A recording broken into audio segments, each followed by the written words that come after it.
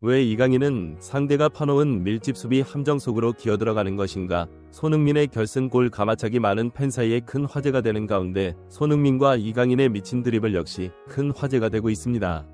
일부 전문가들은 손흥민과 이강인이 패스를 주고받는 장면이 그냥 대단하다 정도로만 이해하지만 자세히 들여다본 면이 두 선수가 서로에 대한 엄청난 신뢰를 읽을 수 있는 감동적인 장면들이 있다고 말해 많은 팬들의 궁금증을 자아내고 있습니다.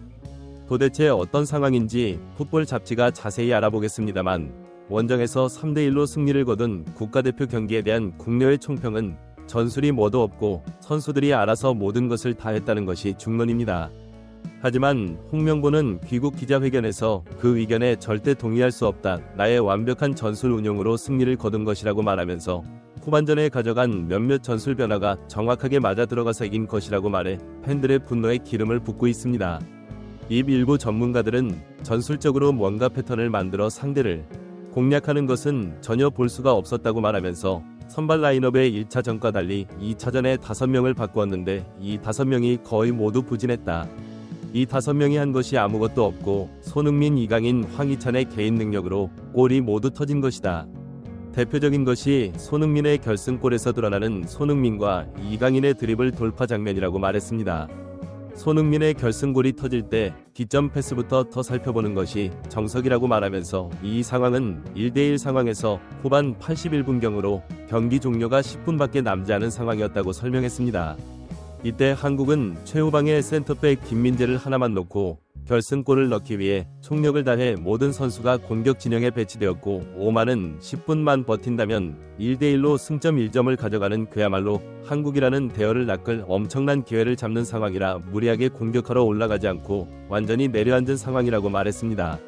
이강인은 우측에서 좌측으로 스위칭을 한 상태이고 오세훈을 빼고 이재성을 넣었기 때문에 원톱으로 황희찬이 이동해 있는 상황이 다. 그리고 손흥민은 자유로운 역할로 좌우와 중앙을 넘나들며 공간을 만들려고 이 위치에 있다는 3명의 미친 컬레버의 명장면 중의 명장면이 서막이 오르는 바로 그 시점이라고 말했습니다. 이들은 이어 손흥민이 공을 받으러 일부러 아래로 내려온다. 이때 상대 센터백이 손흥민을 막기 위해 딸려 나오면서 자연스럽게 이쪽에 공간이 생기는 우측에 스위칭하는 황희찬이 타이밍에 이 공간으로 들어가야 했지만 황희찬이 타이밍을 놓치면서 황인범은 이강인에게 패스하는 것을 선택한다고 말했습니다. 이강인은 공을 잡은 뒤 전방으로 공을 패스하기 위해 앞을 스캔한다. 공간에 아직 황희찬이 들어오지 않은 상황이고 이쪽도 공간이 있지만 풀백이 너무 뒤에 있어서 공을 줄 수가 없는 상황이다. 그래서 이강인은 공을 잡고 간수하는 한 바퀴를 돌고 가장 안전한 손흥민에게 패스를 준다고 말했습니다. 이때 황희찬은 상대 수비를 끌고 공간으로 이동하기 시작한다. 이때 이강인은 손흥민에게 패스를 주고 난 뒤에 이해할 수 없는 황당한 행동을 하는데 이 한 동작이 이날 경기에 숨겨진 하이라이트 중의 하이라이트라고 말했습니다. 이들은 덧붙여 공격수들은 공격을 진행하면서 상대 수비가 없는 공간에 공을 패스하거나 그곳으로 이동해서 공을 받으려고 하는데 이강인은 이때 상대가 밀집해 있는 수비 서클 안으로 일부러 들어간다고 말했습니다. 이강인은 이 서클로 들어간 뒤에 뒤쪽에 선수가 자신을 막으러 오는지 확인까지 하는 치밀함을 보이는데 이런 플레이를 하는 이유는 상대 수비를 완전히 자신 쪽으로 끌어당겨서 공간을 만들어서 손흥민에게 결정적 슈팅 찬스를 만들어주려는 의도라고 말했습니다. 또 다른 전문가들은 이 장면에 대해 일반적으로 일어날 수 없는 상황이라고 말하면서 상대 수비가 밀집된 서클 안으로 들어간다는 것은 저 밀집 수비하는 선수들에게 공을 빼앗기지 않을 자신이 있을 때나 저런 플레이를 하는 건데 조기 축구에도 아니고 국가 대항전에서 저런 행동을 한다는 것은 웬만한 자신감이 아니면 자칫 무모한 플레이로 비칠 수 있어 금기시되는 행동이라고 말했습니다. 이들은 하지만 더욱 놀라운 것은 이강인의 이런 플레이를 손흥민이 모두 읽고 있다는 것이라고 말하면서 토트넘에서 손흥민은 이렇게 상대의 수비가 밀집되어 있으면 동료에게 거의 패스를 하지 않고 자신이 공을 몰고 뛰거나 백패스를 한다.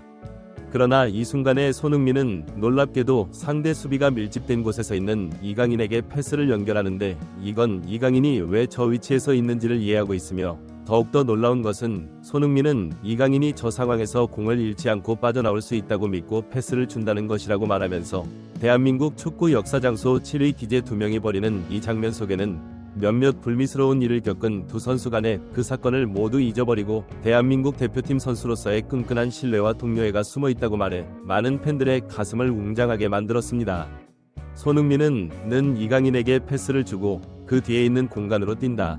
이때 이강인은 오만 수비 3명에게 둘러싸여 있는 상황에서 탈압박을 시도해 3명을 벗겨내자마자 손흥민을 보고 절묘한 강도와 코스로 패스를 넣어 손흥민에게 연결한다고 설명했습니다. 몇몇 축구 팬들은 반대쪽에 황희찬이 있었는데 황희찬에게 패스해도 찬스가 났을 수 있지 않느냐, 너무 손흥민에게 의지하는 것이 아니냐고 반박하는 것도 사실입니다.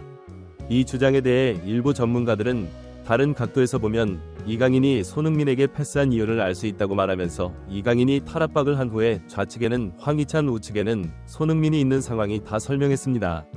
이들은 황희찬에게 패스를 줘도 되는 상황이지만 황희찬은 공을 받고 포스트 플레이로 이강인에게 패스를 원터치로 주는 것밖에 할 수 없는 포지션과 위치였는데 그렇게 되면 이강인이 슈팅을 해야 하는 상황이라고 말했습니다. 덧붙여 황찬은 중앙에 손흥민이 자리 잡고 있다는 것을 알고 이강인이 공을 몰고 들어올 때 뒤로 돌아뛰지 않고 그 자리에 그내서 있는데 이것은 토트넘에서 손흥민이 동료들에게 공간을 만들어주기 위해 상대 수비수들을 묶는 플레이를 그대로 닮아 있다고 말했습니다. 몇몇 전문가들은 이어서 물론 이강인이 황희찬에게 패스를 줄 수 있지만 그렇게 되면 황희찬의 포지션과 위치상 이강인이 되받아치기를 받아야 하는 상황이고 그렇게 되면 이강인이 슛을 해야 한다고 말했습니다. 이들은 하지만 이강인은 그 선택을 하지 않고 오른쪽에 있는 손흥민에게 패스를 주는데 그 이유는 이강인이 상대 밀집 수비 서클 안으로 들어갈 때부터 스스로 미끼 역할을 한 뒤 탈압박을 할 것을 머릿속에 그림을 그려놓고 손흥민에게 공간을 만들어주는 슈팅을 할 수 있도록 만들려는 의도였기 때문이라고 설명했습니다. 이강인은 자신보다 세계적인 골잡이이자 대한민국 축구 역사상 가장 위대한 피니셔 손흥민에게 패스를 연결하는 것이 현 상황에서 훨씬 더 골로 연결될 가능성이 높다고 판단한 듯하다고 말하면서 저런 플레이 속에 대한민국 선수들은 서로에 대한 매 이타적인 거를 가지고 있다는 것이 증명된다고 설명했습니다. 손흥민과 이강인 그리고 황희찬의 플레이를 통해 결승골을 넣은 한국은 1대1 상황에서 자칫하면 무승부로 끝나거나 역적패를 할지도 몰랐던 오만 중동 원정 경기를 3대1로 승리하는 결정적 발판을 마련함으로써 이 경기에 가장 주목을 받는 명장면 중의 명장면을 만들어냈다는 것이 국내외 다수 매체들의 평가입니다. 이 분석을 접한 많은 축구 팬들은 그 당시에는 손흥민의 가마차기 대단한 줄 알았는데 장면을 다시 끊어서 보니 상대 밀집 수비 서클 안으로 이강인이 들어가는 장면이 정말 황당하면서도 놀랍다고 말하면서 더 놀라운 것은 이강인의 이런 의도를 손흥민과 황희찬이 정확하게 읽고서 이 3명의 플레이어가 서로를 믿고 유기적으로 움직인다는 것이 정말 감동적이라고 감탄을 금하지 못했습니다. 구독 및 멤버십 가입은 매일 더 나은 영상 제작 열정을 타오르게 합니다. 이상 풋볼 잡지가 L